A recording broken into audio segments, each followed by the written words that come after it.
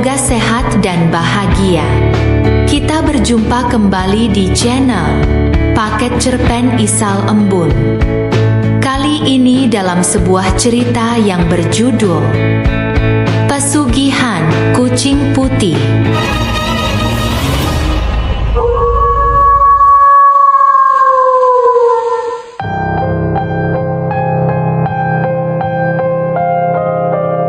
Mbak Sri sedang menjemur pakaian ketika Gunawan lewat di depan rumah wanita itu. "Mas Gunawan, dari mana saja, kok baru kelihatan?"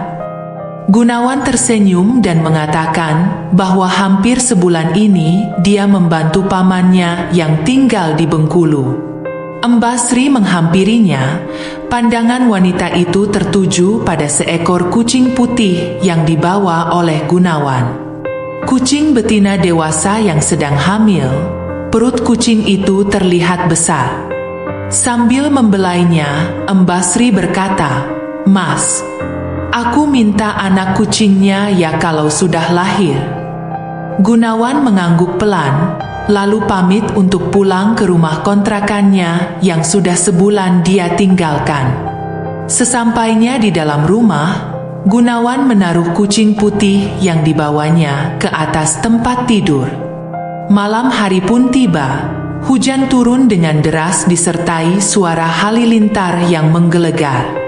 Gunawan tertidur dengan posisi duduk di lantai dan tubuhnya bersandar ke tembok. Tiba-tiba dia terbangun karena mendengar suara mengeong dari kucingnya. Dan alangkah terkejutnya Gunawan. Ternyata kucingnya telah melahirkan. Kucing itu melahirkan seekor anak kucing berwarna putih. Kucing kecil itu mirip sekali dengan induknya. Dia menggendong anak kucing itu dan menciumnya. Hari masih pagi sekali, Gunawan berjalan di gang sempit menuju rumah Mbak Sri. Dia masih ingat kalau wanita itu punya kebiasaan menyapu di depan rumahnya. Dan benar saja, dia melihat Mbak Sri sedang menyapu. Gunawan menyapa wanita itu sambil memperlihatkan seekor anak kucing yang dibawanya. "Kucing saya semalam melahirkan. Ini anaknya untuk Mbak Sri." Wanita itu amat senang. Dia ingin memberikan Gunawan uang, tetapi pria itu menolaknya dan segera pamit pulang untuk ke rumahnya. Mbak Sri segera membuat susu yang biasa dibuat untuk anaknya yang bernama Teguh. Anak kucing itu meminumnya dengan sangat cepat. Mbak Sri segera memberikan susu untuk kedua kalinya, dan anak kucing itu kembali menghabiskannya dengan cepat. Anak kucing itu masih terlihat kehausan. Mbak Sri terkejut bercampur senang. Dia mengira bahwa anak kucing itu sehat dan akan cepat besar nantinya. Dia menjulurkan jari kelingkingnya ke mulut kucing itu dan tertawa karena anak kucing itu mengira jari kelingkingnya adalah puting susu. Namun lama-kelamaan dia meringis kesakitan. Jari kelingkingnya terasa digigit. Dia mencoba melepaskannya, namun anak kucing itu terus menggigit jarinya dengan kuat. Wanita berbadan gemuk itu dengan mencoba menarik anak kucing itu, dan benar saja, darah segar keluar dari jarinya yang sudah sobek. Sambil menahan sakit, dia meletakkan anak kucing itu di atas meja dan mengambil tisu untuk menutupi lukanya. Namun tanpa diduga, kucing kecil itu melompat ke arah wajahnya, mencakarnya dan menggigitnya. Mbak Sri berteriak kesakitan. Karena panik dia tidak bisa menjaga keseimbangan tubuhnya hingga dia terjatuh. Kepalanya membentur lantai. Saat itu waktu menunjukkan jam 7 pagi. Suami Mbak Sri yang bernama Mas Nono baru saja bangun dari tidurnya. Lelaki itu hendak ke kamar mandi. Sambil melangkah Mas Nono mencari istrinya. Dia heran kenapa istrinya tidak membangunkannya. Saat memasuki ruangan dapur, matanya terbelalak. Dia melihat darah berceceran di lantai. Mas Nono memanggil-manggil istrinya dengan suara keras, dan saat itulah dia menemukan istrinya tergeletak berlumuran darah, dengan kondisi wajah yang sudah rusak.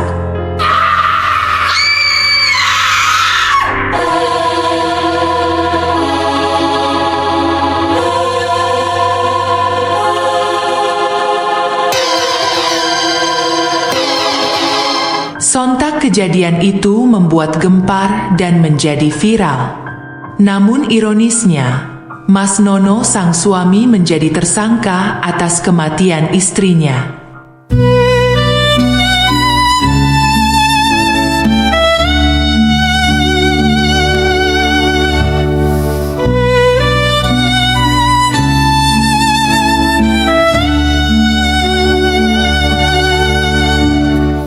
Selang beberapa waktu kemudian, Gunawan terlihat sibuk melayani pembeli di toko materialnya. Toko material milik Haji Ismail yang sebelumnya hampir tutup karena sepi pembeli, kini telah berubah menjadi ramai setelah Gunawan membelinya dari Haji Ismail. Selain pembeli yang datang, Gunawan banyak menerima pesanan untuk beberapa proyek pembangunan perumahan. Banyak orang bilang toko material itu bisa maju karena Gunawan banyak memiliki teman kontraktor, pemborong bangunan, dan dia juga pintar berdagang. Malam pun tiba, Gunawan duduk di teras rumahnya yang besar. Hidupnya sudah berubah, dia sudah kaya serta dihormati. Tepat tengah malam, Gunawan berdiri di depan pintu rumahnya. Sepertinya dia sedang menunggu tamu yang akan datang, dan benar, seekor kucing putih tiba-tiba muncul. Kucing itu berjalan ke arahnya. Gunawan tersenyum, dia menggendong kucing itu masuk ke dalam rumah, lalu membawanya ke sebuah ruangan. Kamar tidur yang ditata dengan sangat indah. Kucing itu melompat ke atas ranjang dan seketika itu juga wujudnya berubah menjadi sosok wanita cantik. Gunawan langsung memeluk wanita itu, lalu keduanya bercumbu. Dan begitulah yang terjadi di antara keduanya. Gunawan akan mencumbui siluman kucing itu selama 3 hari sebagai akibat dari perjanjian yang telah dibuat. Dan setelah 3 hari perut kucing putih itu akan membesar dan segera melahirkan. Melahirkan anak kucing yang akan memangsa para tumbalnya. Gunawan membelai dan mengusap kucing putih yang ada di pangkuannya. Perut kucing itu telah membesar. Saat sore menjelang maghrib, Gunawan keluar rumah. Dia berjalan sambil menggendong kucing putih kesayangannya. Beberapa orang yang menyapanya ketika bertemu di jalan. Sekarang Gunawan telah menjadi orang yang dihormati di lingkungannya. Dia kaya raya, royal, dan baik kepada siapa saja. Ketika Gunawan duduk di sebuah taman, seorang wanita menyapanya. "Mas Gunawan lagi santai ya? Ya ampun, kucingnya cantik banget, lagi hamil pula." Gunawan tersenyum. Wanita yang bernama Mela. Wanita itu membelai kucing yang dibawa Gunawan. "Mas, kalau kucing ini nanti punya anak, aku dikasih ya anaknya." Gunawan hanya tersenyum. Dan saat malam disertai hujan lebat, kucing putih itu pun melahirkan. Gunawan tersenyum senang. Keesokan paginya, dia membawa 2 anak kucing ke rumah Mela. Wanita itu senang sekali dan tak menyangka akan diberi 2 anak kucing yang lucu. Mela memperlihatkan kedua anak kucing itu kepada suaminya Permana. Mereka berdua segera memberikannya susu. Namun ada pemandangan aneh yang mereka berdua tidak sadari. Kucing peliharaan mereka terlihat takut serta langsung lari menjauh dari rumah. Ada seorang wanita paruh baya menghampiri Mela dan suaminya. Wanita itu terlihat penasaran melihat 2 ekor anak kucing yang lucu. Lucu banget mereka. Mela memperlihatkan kepada ibunya. Permana lalu memberikan anak kucing itu kepada Ibu Sugi, yang merupakan ibu mertuanya. "Oh ya, aku berangkat kerja dulu. ucap Permana kepada istrinya. Setelah itu Purnama berangkat kerja dengan sepeda motor. Baru 10 menit pria itu meninggalkan rumah. Dia merasa ada yang tertinggal. Namun setelah dia memeriksa tas dan dompetnya, semuanya lengkap. Namun perasaannya tetap tidak enak. Permana memutuskan untuk kembali ke rumahnya.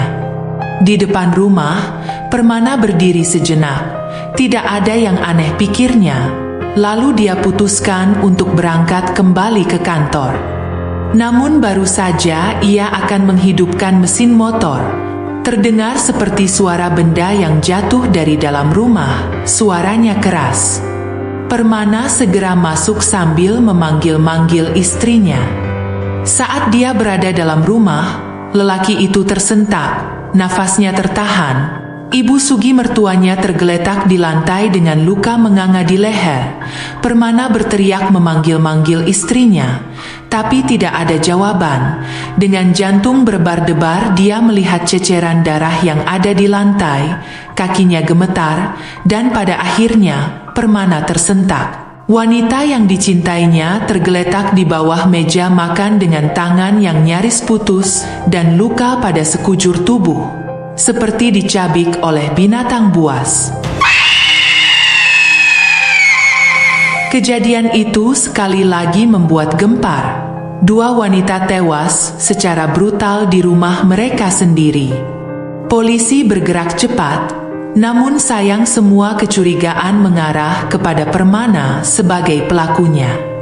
Orang-orang sekitar tidak percaya kalau Permana pelakunya, namun dia tidak berdaya. Pada akhirnya dia menjadi terdakwa atas kematian istri dan mertuanya.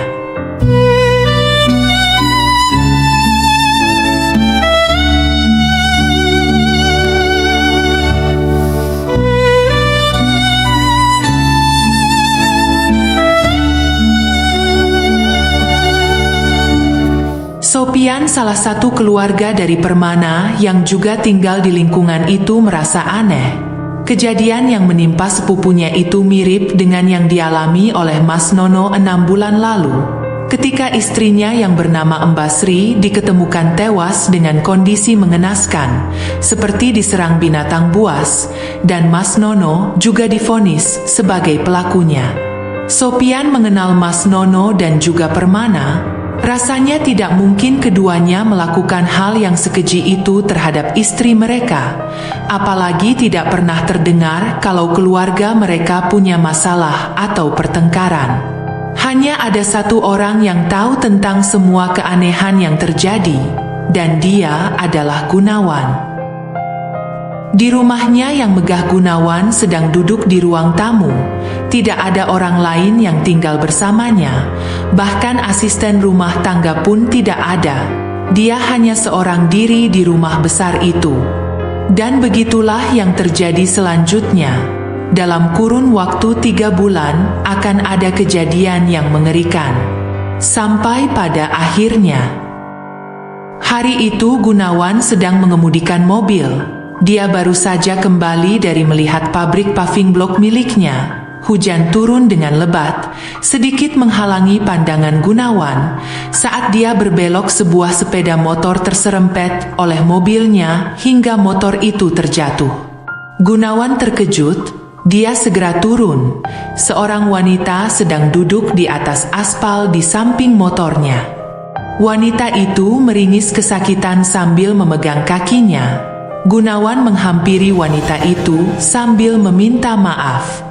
Dan ketika keduanya saling berpandangan, Gunawan terkejut. "Nina, ya ampun Nina. Maaf, aku benar-benar tidak sengaja." Wanita yang bernama Nina pun terkejut. "Kamu Gunawan? Kamu yang nabrak aku?" Gunawan kembali meminta maaf dan membujuk agar Nina mau diantarkan pulang.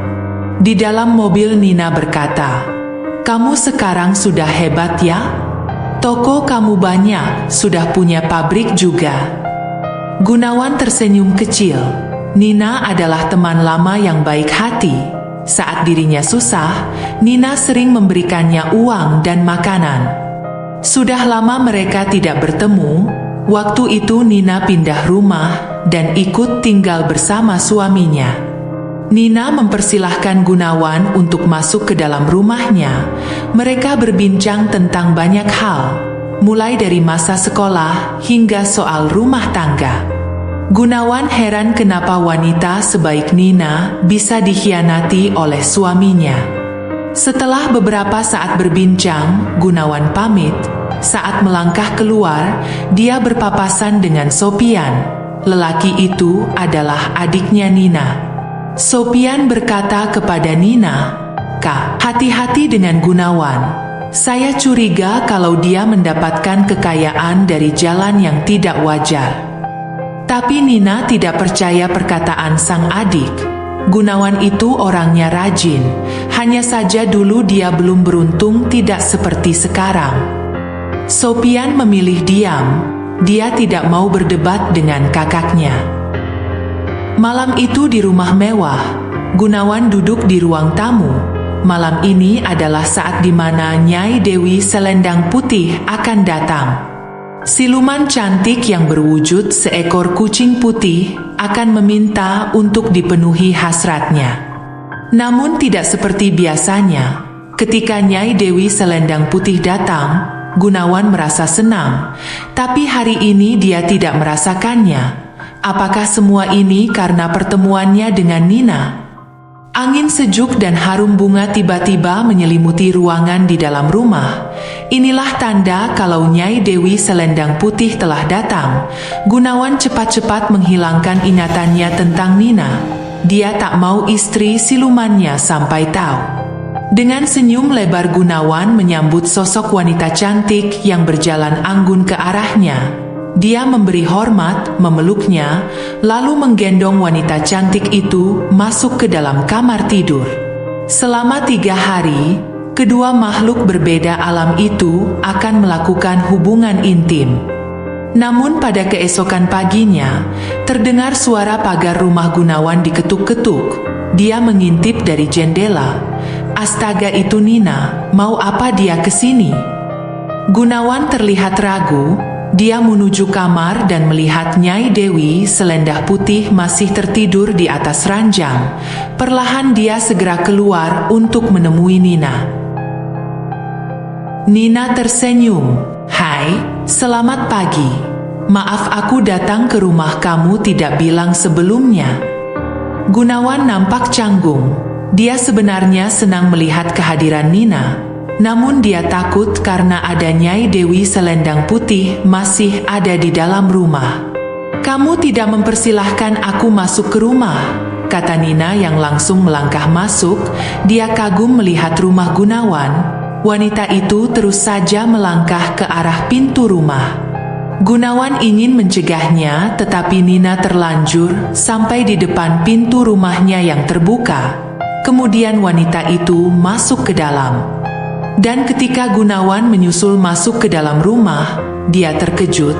Di rumahnya sudah ada beberapa orang pelayan. Ruang tamu pun terlihat sangat bersih. Nina duduk di sofa sambil tersenyum kepadanya. "Rumah kamu bagus banget. Asisten rumah tangga kamu ada berapa?" Gunawan hanya tersenyum sambil duduk di depan Nina. Dirinya juga tak mengerti kenapa tiba-tiba ada beberapa orang yang terlihat di rumahnya. Belum hilang rasa terkejutnya, tiba-tiba seekor kucing putih berjalan menghampirinya. Nina terpana melihat kucing itu yang tiba-tiba melompat dan duduk di pangkuan Gunawan. Jantung Gunawan berdetak kencang. Kucing itu menatap tajam ke arah Nina. "Kucing aku ini galak banget kalau sama orang lain," ucap Gunawan mencoba untuk mencegah agar Nina tidak mendekat. "Siapa nama kucingmu?" Gunawan menjawab, "Namanya si Putih." Setelah berbincang sejenak akhirnya Nina pamit pulang. Gunawan berjalan mengantarkannya dari belakang sampai ke pintu pagar. Kucing putih dia pegang erat-erat agar tidak melompat dan menyerang Nina. Dan setelah Nina pergi, kucing itu menggigit tangan Gunawan. Hewan siluman itu terlihat marah. Dia menggigit dan mencakar berkali-kali. Gunawan tak melawan, dia hanya menghindar dari amukan binatang itu. Dia berlari ke kamar tidur. Kucing itu mengejarnya, lalu kembali berubah menjadi sosok wanita cantik. Wanita siluman itu mencekik leher Gunawan yang terbaring di ranjang. Lelaki itu pasrah. Dengan penuh kemarahan siluman itu berkata, "Aku menginginkannya, berikan dia kepadaku." Gunawan terdiam. Dia tidak berani membantah. Setelah beberapa hari, kucing putih itu kembali hamil besar, dan seekor anak kucing berwarna putih pun lahir. Anak kucing yang lucu dan menggemaskan. Walau terlihat lucu, dialah yang akan mencari tumbal selanjutnya. Gunawan duduk di halaman rumahnya yang besar. Entah kenapa, setelah pertemuannya dengan Nina, dirinya merasa menyesal melakukan ini semua. Banyak korban yang berjatuhan menjadi tumbal keserakahannya akan kekayaan. Namun dirinya tak mau bila harus kembali menjadi miskin seperti dulu. Tidak terasa malam mulai bergeser, berganti fajar pagi. Suasana masih gelap saat Gunawan meninggalkan rumah. Dia menggunakan motor matiknya. Sebuah tas kecil tergantung di tengah. Di dalam tas itulah dia membawa anak kucing hasil hubungannya dengan Nyai Dewi Selendang Putih. Di sebuah persimpangan jalan dia berhenti, lalu berjalan kaki menelusuri jalan yang masih sepi. Tak lama kemudian dia sudah sampai di samping rumah Nina.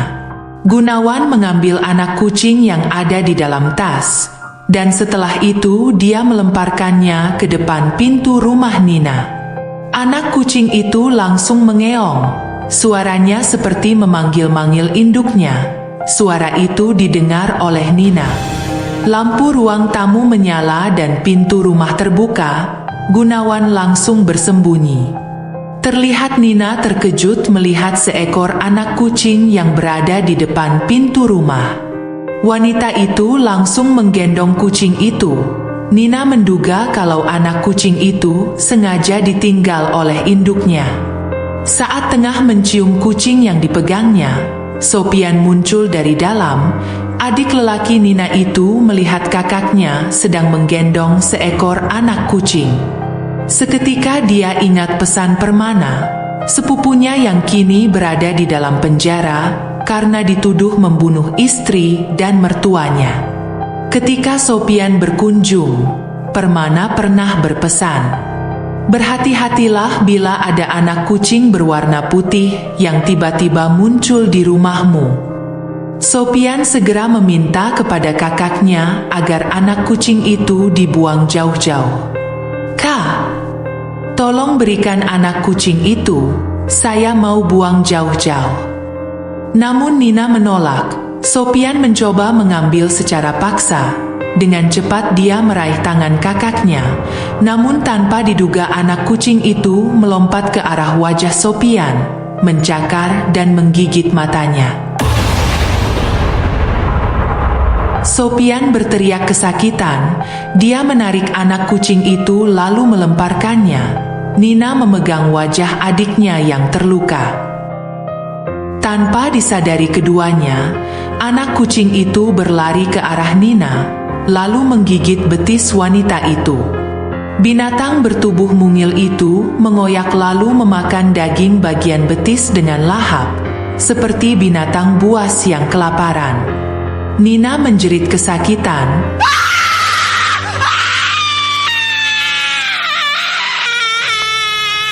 Sopian berusaha menolong kakaknya. Kucing itu tidak berhenti. Dia menyerang terus, membuat Nina dan Sopian terluka parah. Gunawan yang bersembunyi di balik tembok tidak tega melihat kejadian itu. Dia lalu mengambil sebuah batu bata yang ada di samping rumah. Lalu dengan cepat menarik kucing kecil itu, dan dengan sekuat tenaga Gunawan menghantamkan batu bata yang ada di tangannya tepat di kepala binatang itu. Siluman yang berwujud anak kucing langsung terkapar tidak bergerak lagi. Gunawan kemudian menolong Nina dan Sopian. Dengan wajah penuh penyesalan Gunawan berkata kepada Nina, "Kunci semua pintu dan jendela. Maafkan aku, Nina." Gunawan lalu menutup pintu rumah Nina. Lalu dia bergegas pergi, tetapi ketika sampai di sebuah persimpangan jalan, seekor kucing dewasa berwarna putih dengan mata berwarna merah menghadangnya di tengah jalan. Gunawan tahu siapa yang di hadapannya. Dia menangis meminta ampun. Dia terpaksa melakukan hal itu karena tidak tega melihat Nina yang terluka parah. "Ampuni aku, Dewi, ampun." Siluman berwujud kucing putih mengerang sambil memperlihatkan taringnya yang tajam, dan bersamaan dengan itu tiba-tiba muncul beberapa ekor anak kucing berwarna putih. Mereka melangkah ke arah Gunawan.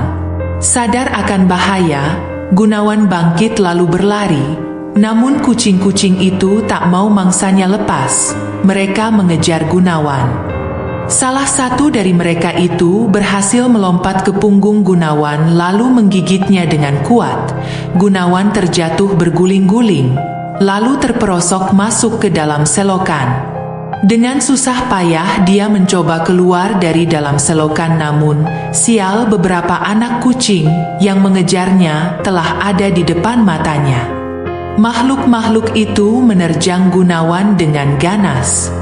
Mereka menggigit, mencabik tubuh Gunawan lalu memakannya, hingga jeritan kesakitan berakhir dengan kematian.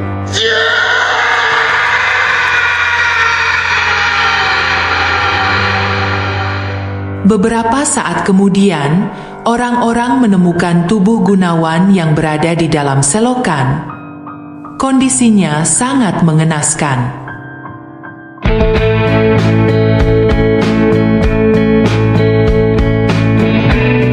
Selesai, dan terima kasih.